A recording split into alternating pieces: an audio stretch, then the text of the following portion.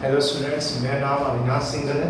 मैं आज आपके साथ एक करियर के बारे में बात करना चाहूँगा कि आफ्टर 12th 11th हम क्या करने वाले हैं। तो इसके बारे में हम बात करेंगे आज। देखिए, मैं कोई करियर काउंसलिंग नहीं है, just I am sharing our experience. मेरे जो एक्सपीरियंस है वो मैं आपके साथ शेयर कर रहा हूँ। तो मैंने एक पूरा एक तैयार किया है, इसमें आपको सारा कुछ आपके जॉब से करियर के बारे में। बेसिकली मैं मेडिकल प्रोफेशन से रिलेट करता हूँ। I am a physiotherapist and also done the master in the hospital management. So मैं मेडिकल के बारे में आपको ज़्यादा बताऊंगा। एंड कुछ बच्चे होते हैं, कुछ ये भी मुझसे पूछना चाहते हैं कि सर एसएससी यूपीएससी होता है, ये क्या करें, या फिर 12th हम क्या करें, 10th में क्या करें, या कुछ नीट या फिर पर्टिकुलर बीएससी दिल्ली यूनिवर्सिटी के अंदर जाना चाहते हैं, तो उनसे क्या है। और आजकल अब नया स्टार्ट होने वाला है CU सेट, जिसमें दिल्ली यूनिवर्सिटी के जो एग्जामिनेशन है वो भी एक एंट्रेंस टेस्ट होगा। देन आप उससे बीएससी ले सकते हो या अदर कोर्सेज ले सकते हो। तो मैं आपको उन सबकी डिटेल्स, उसमें क्या क्या चीज़ें हैं, वो सब बताने वाला हूँ। उम्मीद है आपके सामने ये सब चीज़ें मैं जो कर रहा हूँ आपकी लाइफ में आपको काम आएगा। तो उम्मीद है, आज चलते हैं, आइए आपके साथ आपको करना चालू करते हैं। और प्लीज़ जो हमारा यूट्यूब चैनल है जिसमें मैं डाल रहा हूँ, तो प्लीज़ उसे सब्सक्राइब कर लीजिए, उसमें लाइक करिए एंड नोटिफिकेशन के लिए सब्सक्राइब करके और उस नोटिफिकेशन बेल को दबाइए। Thank you. आइए चलिए स्टार्ट करते हैं। पहले हम बात करेंगे एंड हमारे जो बेसिक हमारे नीट के कोर्सेज हैं, जैसे कि MBBS और BDS। देखिए, आफ्टर 12th अगर मैंने बायोलॉजी ली है, फिजिक्स केमिस्ट्री PCB है या PCMB है, अगर मेरे पास बायोलॉजी है तो मैं उसके बाद क्या करना चाहूँगा। सबसे पहले हर कोई बच्चा सोचता है सर मैं MBBS करना चाहूँगा नीट के, जिसमें नीट होता है, एग्जामिनेशन आपको पास करना पड़ेगा। ये नीट के अकॉर्डिंग आपकी जो रैंक आएगी उसी के अकॉर्डिंग आपको यहाँ पे सीट मिलती है। तो सबसे पहले ये जो मैंने लिखा है ना, कोशिश की है मैंने प्रेफरेंस के अकॉर्डिंग कि अगर आपको सबसे पहले मिलेगा आप क्या लोगे, मतलब प्रेफरेंस के अकॉर्डिंग मैंने लिखा है। अब बाकी इसको चेंज भी कर सकते हो, आप अपने अकॉर्डिंग लिख सकते हो, अकॉर्डिंग टू योर कंडीशंस। ठीक है, तो ये हर जगह होता है। बेसिकली मैं आपको अभी स्टार्ट करते हैं MBBS से। MBBS होता है, मेरा BDS होता है। MBBS आप जानते हो हमारी मेडिसिन वगैरह इन सबका होता है, और BDS में डेंटल कोर्सेज आते हैं। ठीक है, और BDS ये सब पहले क्या होता था, इन दोनों के लिए हमारा पहले all India pre medical test होता था। ठीक है, लेकिन वो अब नीट में चेंज हो गया। अब क्या हुआ कि नीट का जरूरी नहीं कि आप BDS और MBBS के लिए हो। कुछ हमारे कॉलेजेस होते हैं, उन्होंने नीट को ही प्रेफर करना है, नीट के ही रैंक लेते हैं फॉर अदर कोर्सेज आल्सो। तो मैं बस बेसिकली बता रहा हूँ, नीट होता है बेसिकली MBBS BDS के, लेकिन आजकल colleges BAMS physiotherapy B pharma इन सब के लिए ले रहे हैं। चलिए आगे बढ़ते हैं। BAMS आयुर्वेदिक है। ठीक है, आयुर्वेदिक का स्कोप अच्छा है BAMS का, हमारा जो कोर्स है। देन फिजियोथेरेपी एक ऐसा कोर्स है जो धीरे धीरे करके उसकी सबको बारे में पता चलता रह रहा है कि फिजियोथेरेपी क्या है। अगर फिजियोथेरेपी करते हो, आप अपना क्लिनिक खोल सकते हो आगे जाके। और भी अगर हॉस्पिटल्स में आपका अगर डिपार्टमेंट होता है फिजियोथेरेपी का, तो ज़्यादा वहाँ पे आपके पास स्कोप है, चांसेस है अपने आप को प्रूव करने के लिए। बी फार्मा फार्मास्यूटिकल्स होते हैं। बी फार्मा में आप अलग अलग चीज़ें कर सकते हो। फॉर एग्जांपल, अगर आप फार्मासिस्ट बनना चाहते हो, आपने फार्मासिस्ट बनते हो तो आप अपनी केमिस्ट की शॉप खोल सकते हो। आफ्टर फार्मेसी आप चाहो तो बी फार्मा के बाद M फार्मा कुछ भी कर सकते हो।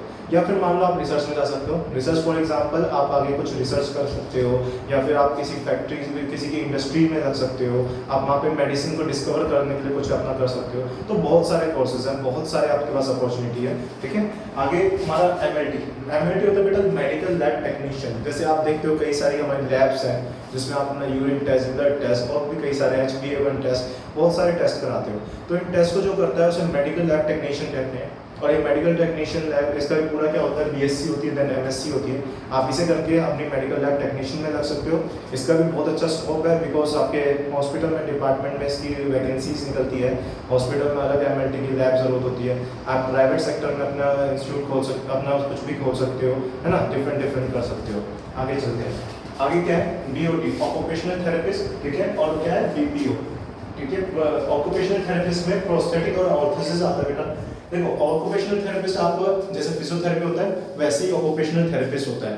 और BPO में कौन होता है, BPO में बेसिकली प्रोस्थेटिक ऑर्थोसिस, यानी कि जो आपके मैं कहूँगा जो नकली हैंड्स होते हैं, अगर मान लो मेरे यहाँ पे कट जाता है, मेरा हैंड कट गया कुछ भी और यहाँ पे स्टम्प बन गया, तो हम जो अपने हैंड्स लगाते हैं, जैसे जयपुर हैंड्स, जयपुर फुट आपने सुना होगा, उसी की तरह यहाँ पे BPO में वो बनाना सिखाते हैं। कई सारे कॉलेजेस बताऊंगा आपको आगे। BMH homeopathic veterinary doctor and BSLB nursing. Nursing बेटा क्या है, आजकल नर्सिंग का स्कोप बढ़ता जा रहा है। नर्सिंग आजकल बहुत अच्छे लेवल पर पहुंच गई है, क्योंकि आप देखते हो जैसे कोविड का वक्त निकला, कोविड के वक्त के टाइम से अब नर्सिंग की वैल्यू बहुत बढ़ गई है, नर्सिंग की वैकेंसी बहुत बढ़ गई है। तो नर्सिंग का भी है। मैंने बेसिकली यहाँ पे टॉप के जो आपके 10 और 11 मैंने कोर्सेज हैं वो लिख दिए हैं। ठीक है, इनके बारे में और भी कुछ पूछना तो आप मुझे कमेंट करके पूछ सकते हैं। आगे बढ़ते हैं बीएससी। बेटा बीएससी होता है आपको कुछ भी बैचलर किसी देखिए अगर प्रोफेशनल कोर्स होते हैं ये वाले, इन प्रोफेशनल कोर्स को करके आप ग्रेजुएशन करके आप अपना क्लिनिक या कुछ ना कुछ कर सकते हो। लेकिन जो ये प्रोफेशनल कोर्स से हटके बैचलर में बीएससी में जाएंगे तो इसमें क्या होता है, हमारे पास इतना स्कोप नहीं होता। हम बीएससी के बाद एमएससी या कुछ हमें पर्टिकुलर करना होता है अपने प्रोफेशनल के लिए। नहीं तो आपको ये नहीं कह रहा मैं आपको जॉब नहीं मिल सकती, बीएससी लेवल पे भी जॉब मिल सकती है। आपने बीएससी करके कहीं पे ऐसे जॉब करने लग गए है ना। लेकिन जो बैचलर के अलावा मैं कहूँगा कि प्रोफेशनल कोर्स इनका ज़्यादा स्कोप रहता है।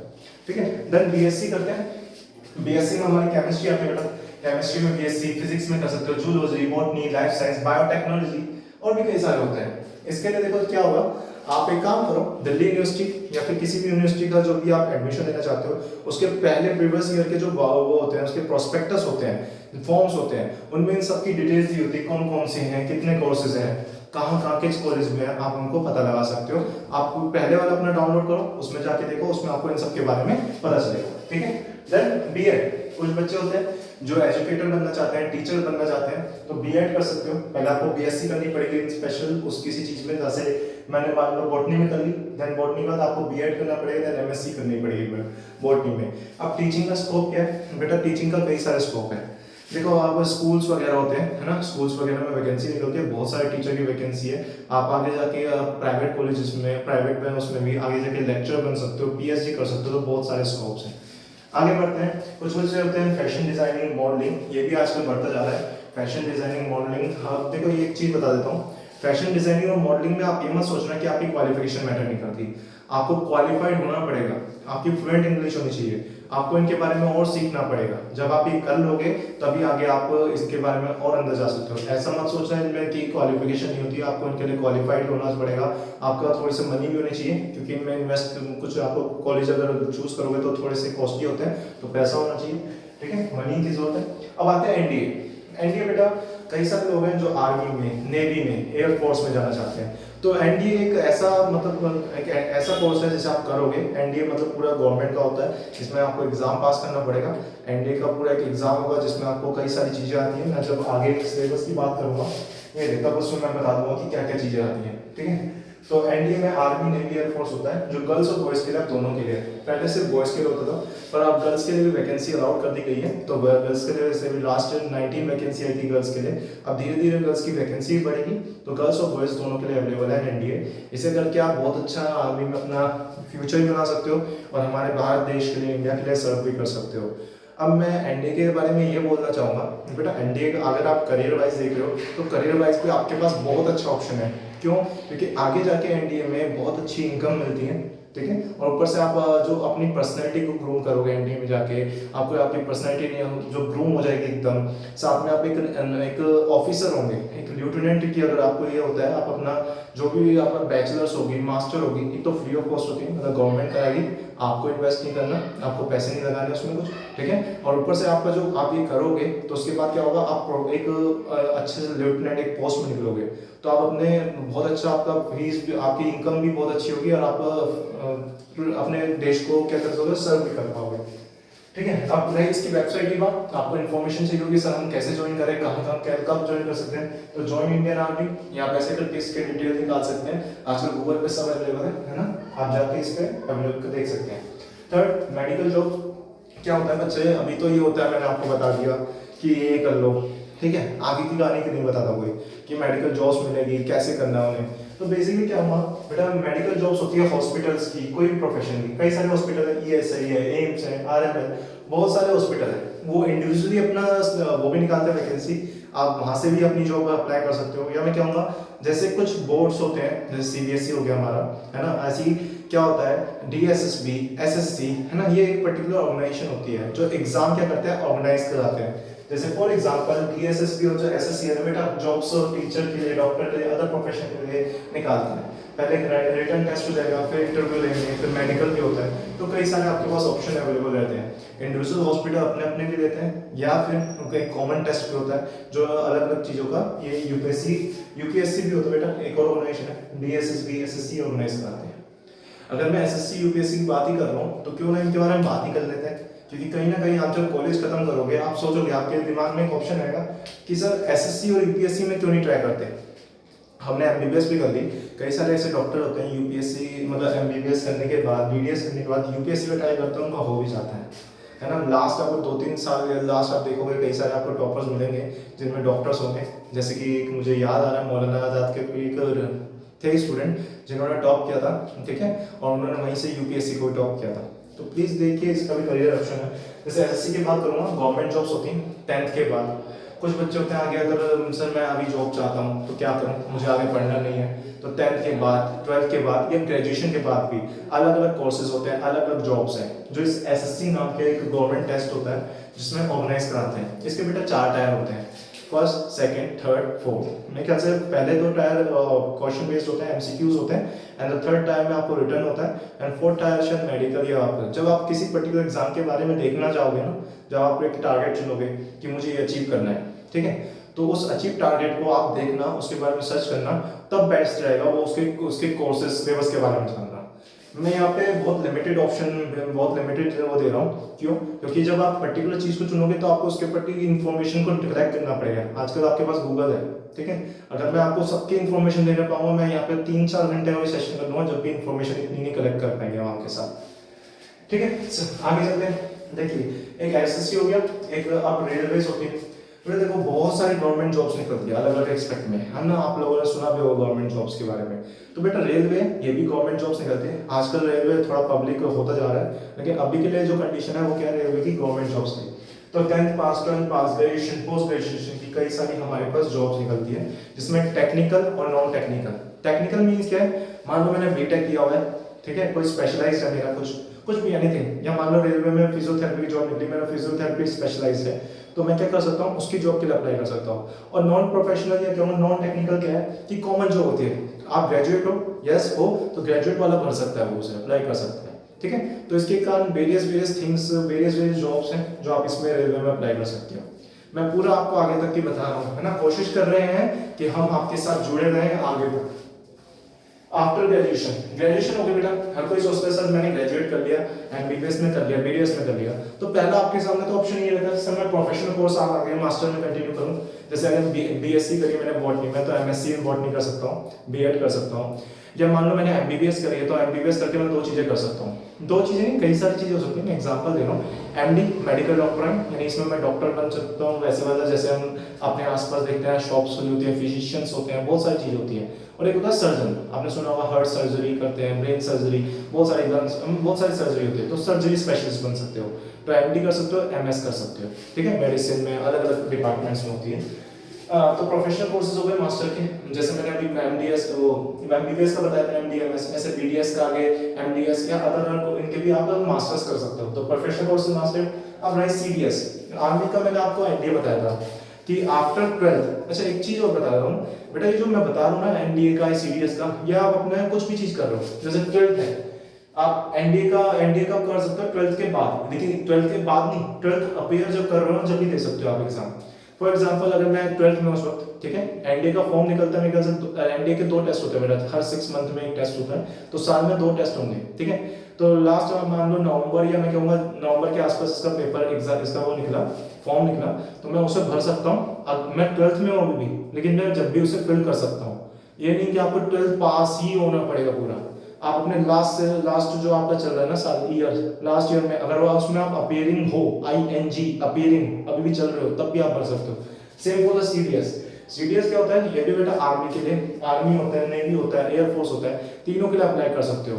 बट क्या होता है इसमें भी आप ग्रेजुएशन के आखिरी ईयर में भर सकते हो, मैंने भी अप्लाई किया था, ठीक है। तो इसमें भी वही सेम प्रोसीजर है, आप रिटर्न करोगे, ठीक है, उसके बाद आपने जब रिटर्न कर लिया, पास कर लिया, तो आपका एनडीए का भी बता दो, सीडीएस का 5 डेज का आपका कोई एक टेस्ट होता है, जिसमें आपको पिक्चर को पहचान के अपना एसे राइटिंग, है ना, ग्रुप डिस्कशन वगैरह, कई सारे आपको एक पर्टिकुलर कहीं भी मतलब आपको एक जहाँ पे उनका हेडक्वार्टर्स है वहाँ पे बुला के आपका टेस्ट लेंगे, उसे एसएसबी कहते हैं, बहुत थोड़ा सा मुश्किल होता है टेस्ट, ठीक है। तो आपको वो 5 डेज वाला जो स्पेशल ये 5 डेज 3 डेज जितने का भी हो रहा है, ठीक है, उस एसएसबी को पार करना पड़ेगा, तब आप जाके इसको क्वालिफाई कर सकते हो। तो बेसिकली आपके 2 लेवल्स हैं इसमें, ठीक है। और सीडीएस में बेटा आप तीनों चीज़ों को कर सकते हो, और इसमें भी बेटा 2 चीज़ें होती हैं, एक लॉन्ग टर्म और एक शॉर्ट टर्म कमीशन। ठीक है। लॉन्ग टर्म कमीशन कमीशन ये होती है कि आप जब तक आप रिटायर नहीं होते, मतलब 60 ईयर्स तक आप कर सकते हो। एक होता है शॉर्ट टर्म, मुझे याद नहीं पूरा, OTA वगैरह कहते हैं इसे, है ना। बेसिकली क्या होता है इसमें 10 to 14 ईयर्स तक का एक लाइक वो होता है स्पैन, जिसमें आप सर्व कर सकते हो CDS यानी हमारी आर्मी को।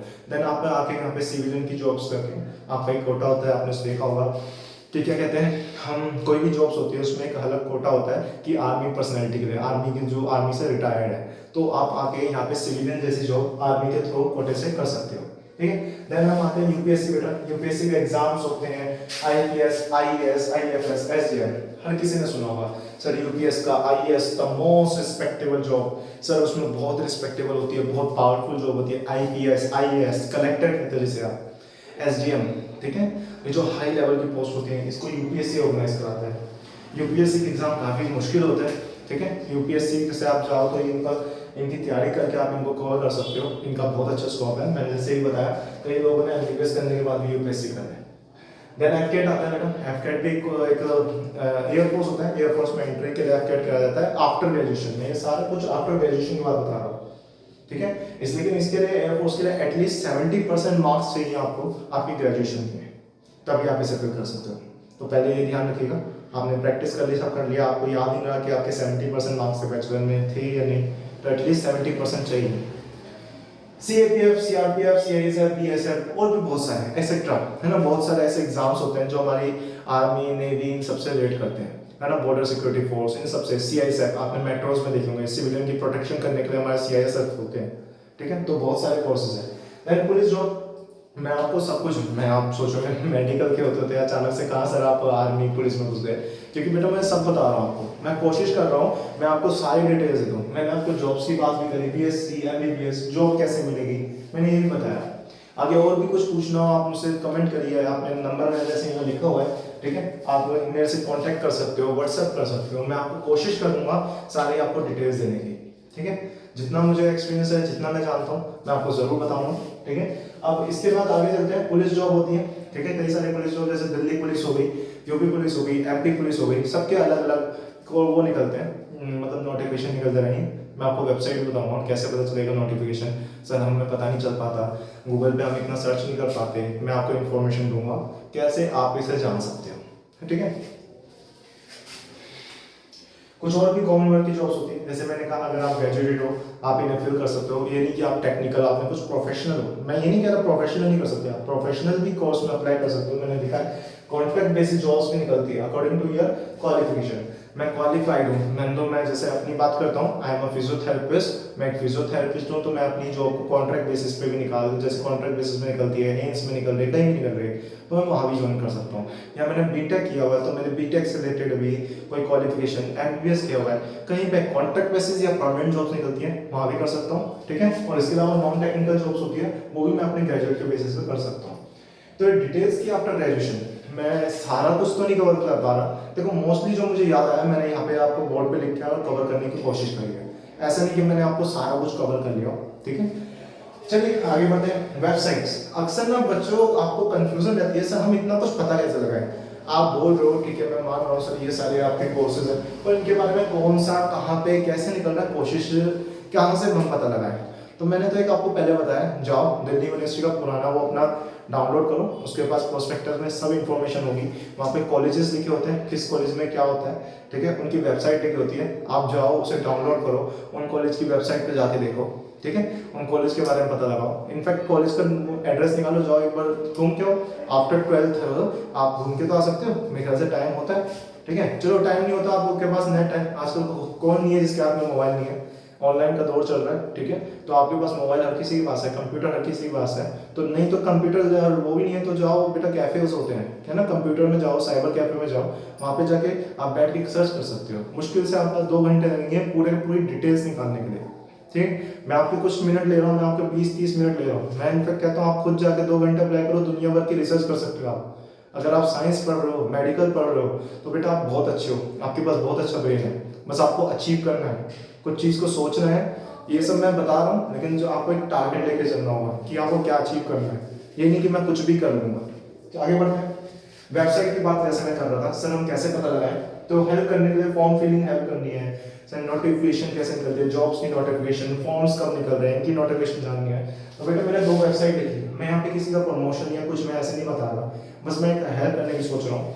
जो मुझे अपने बारे में पता है, जो मुझे अपने उससे पता है कि कैसे मुझे हेल्प मिलती है, वो मैंने यहाँ पे लिख दी है। जैसे सरकारी.com है, फ्री जॉब अलर्ट्स है, ऐसे करके कुछ वेबसाइट्स होती हैं जिनमें आप जा सकते हो, वो सारी नोटिफिकेशन आपको देती हैं कहाँ पे कौन सा कोर्स निकल रहा है। जैसे नीट के भी बोलूँगा, अभी जेई मेन का निकला है हाल ही में, ठीक है, ऐसे आगे जाके नीट का भी निकलेगा फॉर्म। तो नीट का फॉर्म जब निकलेगा उसे कैसे फिल करें और उसकी पेमेंट कैसे करनी है, उन सब की डिटेल्स, उन सब के बारे में वीडियो या जो भी आपको चाहिए वो यहाँ पे आसानी से आप भर पाओगे।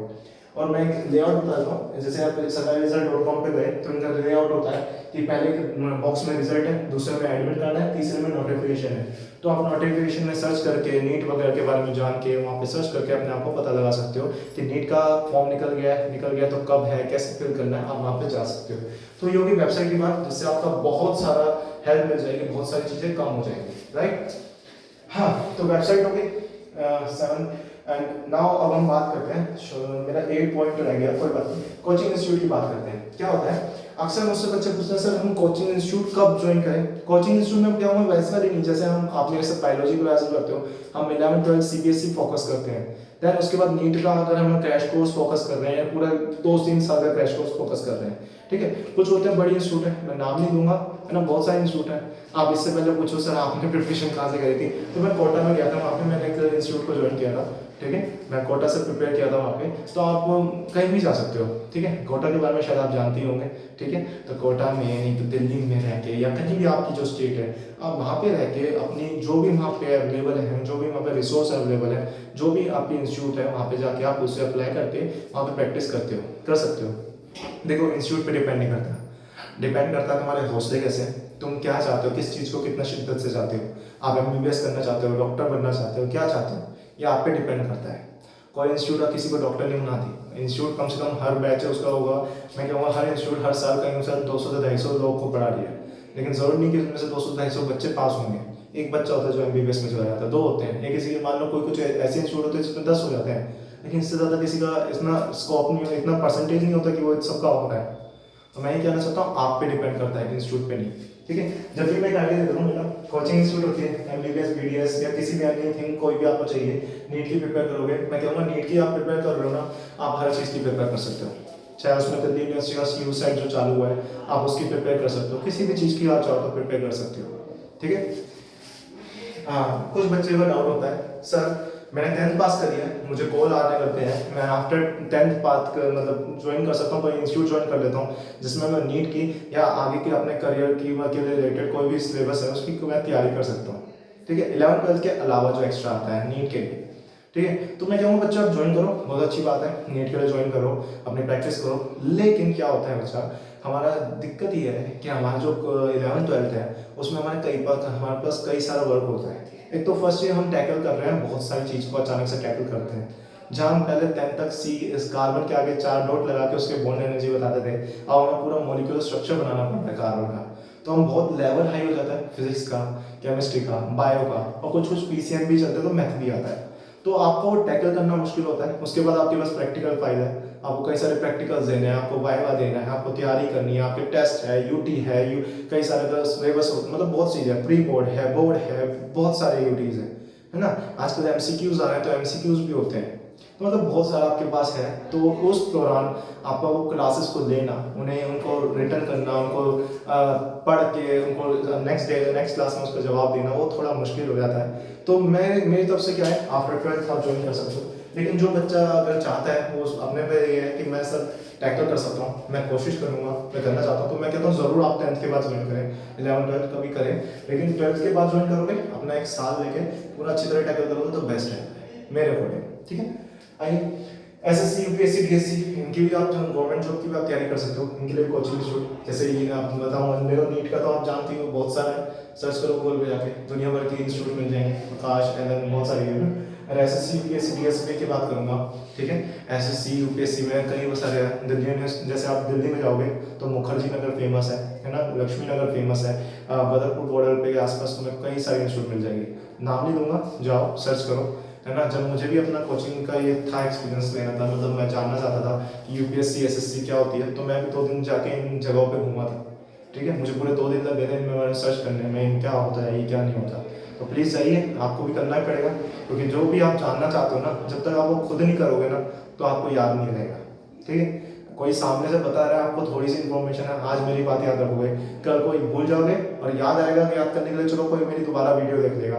लेकिन प्लीज़ आप खुद से जब तक कुछ नहीं करोगे, खुद से सर्च नहीं करोगे, टारगेट नहीं अचीव सोचोगे कि मुझे क्या अचीव करना है, जब तक कुछ नहीं होगा। तो प्लीज़ सोचिए, है ना, क्या करना है, उसको अपना टारगेट बनाइए और बिल्कुल लग जाइए उस पर।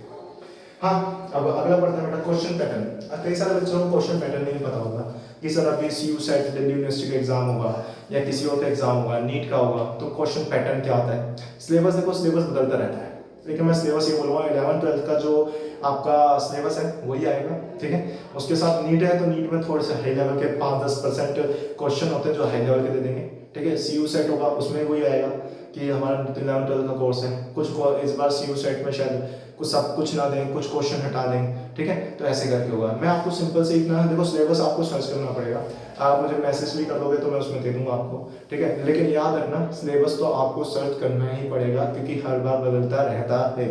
तो जब भी सिलेबस फॉर्म निकलेगा तो उसके साथ सिलेबस होगा। ठीक है, ये जो अभी मैंने आपको वेबसाइट बताई, इन वेबसाइट के अंदर आप जाओगे तो उसमें नोटिफिकेशन सिलेबस के नोटिफिकेशन अकॉर्डिंग जो नोटिफिकेशन आता है उसमें सिलेबस भी लिखा होता है कि आप कौन कौन सा सिलेबस है, क्या आपको करना है, बायोलॉजी में, फिजिक्स में, केमिस्ट्री में क्या करना है, मैथ में क्या करना है, तो वो सब आपको मिलेगा। ठीक है, लेकिन मैं बात कर देता हूँ पैटर्न की। पैटर्न भी दिखाएगा ऑब्वियसली, लेकिन अभी जो पैटर्न है मैं डिस्कस कर देता हूँ। जैसे नीट का पैटर्न चलता है, 180 क्वेश्चन आते हैं, एक क्वेश्चन के 4 मार्क्स होते हैं, और अगर आपने माइनस मतलब आपने कुछ गलत कर दिया तो उसका -1 होता है ना।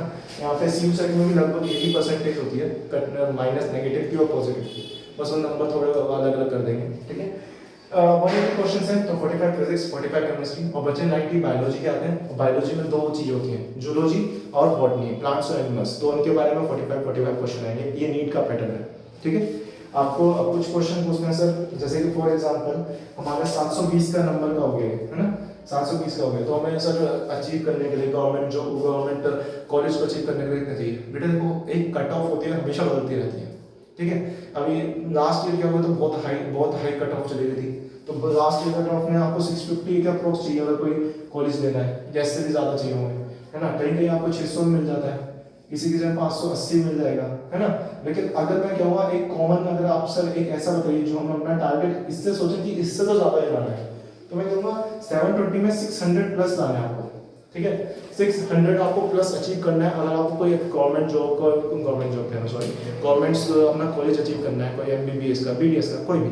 ठीक है, चलिए CU सेट दिल्ली यूनिवर्सिटी में जो होने वाला है बेटा 100 क्वेश्चन आएंगे।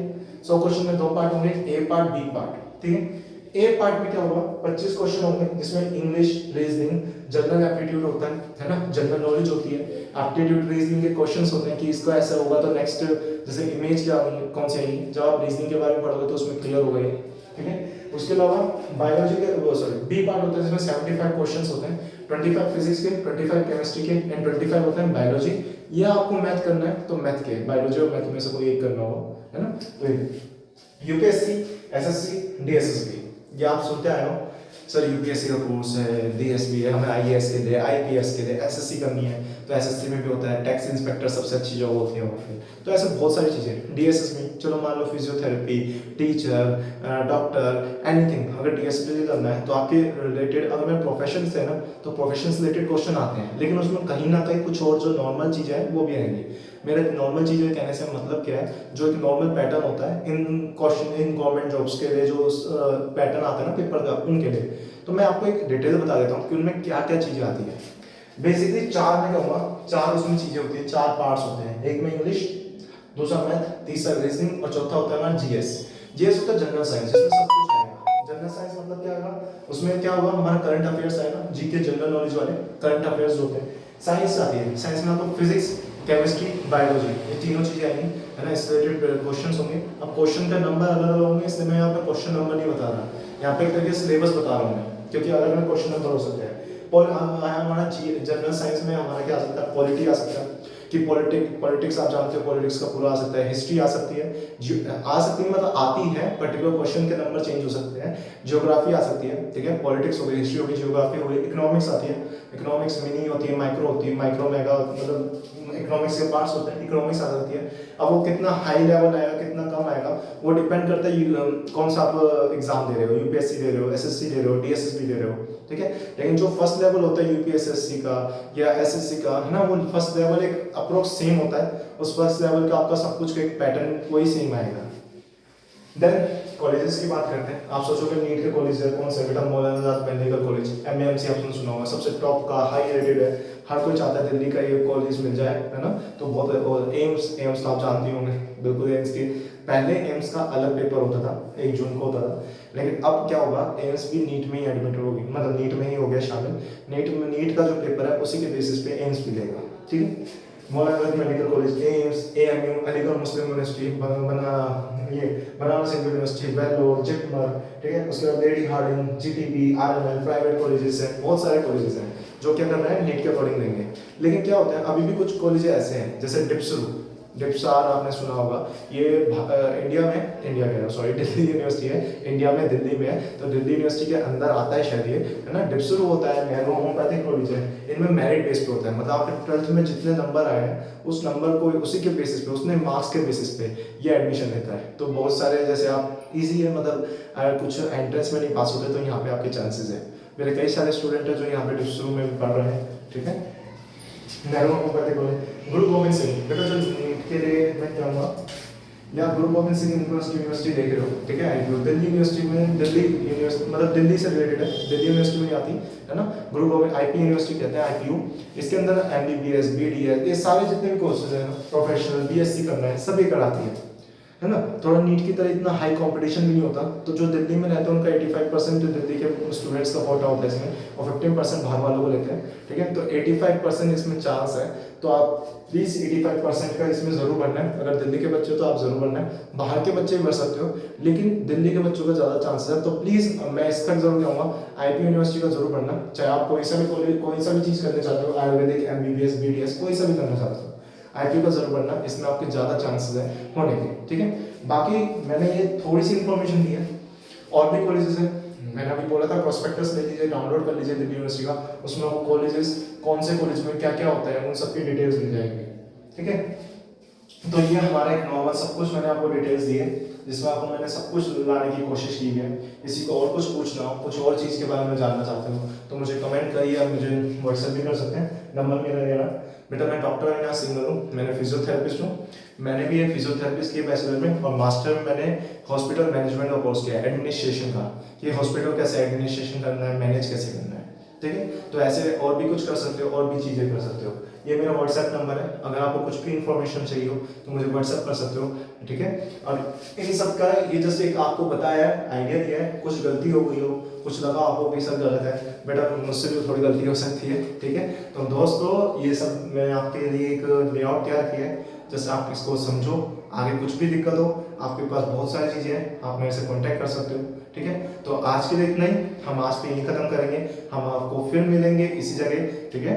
आपको कुछ भी चीज़ पूछनी हो, फिर से कहता हूँ, पूछ सकते हो। मेरा नाम डॉक्टर अविनाश सिंघल है, आपकी मदद के लिए मैं हमेशा तैयार हूँ। तो गुड डे, आज के लिए यही था, अगली यूट्यूब वीडियो में फिर मिलेंगे। प्लीज़ आप मेरा नोटिफिकेशन अगर आपको चाहिए सब्सक्राइब करिए, नोटिफिकेशन बेल आइकॉन दबाइए, ठीक है। और कुछ भी हो हमारे वीडियो को लाइक करिएगा, शेयर कीजिएगा। तो आज के लिए इतना, मैं अगली क्लास में और भी अपने दोस्तों के साथ जो हमारे एमबीबीएस कर रहे हैं या फिर हमारे कुछ बीडीएस कर रहे हैं, कुछ मेरे फ्रेंड्स हैं, है ना, उनको अगर आपको कोई इन्फॉर्मेशन चाहिए बताइएगा, मैं उनके साथ भी एक वीडियो बनाऊंगा, या और भी चीज़ें करेंगे, हम और भी डिटेल्स बताएंगे। हमारे कई सारे बहुत ब्रिलियंट टीचर्स हैं, उनके साथ भी हम मिलकर एक वीडियोस बनाएंगे, फिजिक्स की, केमिस्ट्री की, जैसे आप मुझे बताइए। तो आज के लिए इतना, मिलते हैं नेक्स्ट क्लास में। Good day, have a great journey in your career, in your life. बस एक अच्छे इंसान बनिए, लाइफ हर किसी की होती है, ये सब कोर्सेज बहुत जने करते हैं, बस एक अच्छे इंसान बनिए और इन सब चीज़ों को आगे बढ़िए। Have a nice journey of your life. Good day, नमस्ते बेटा।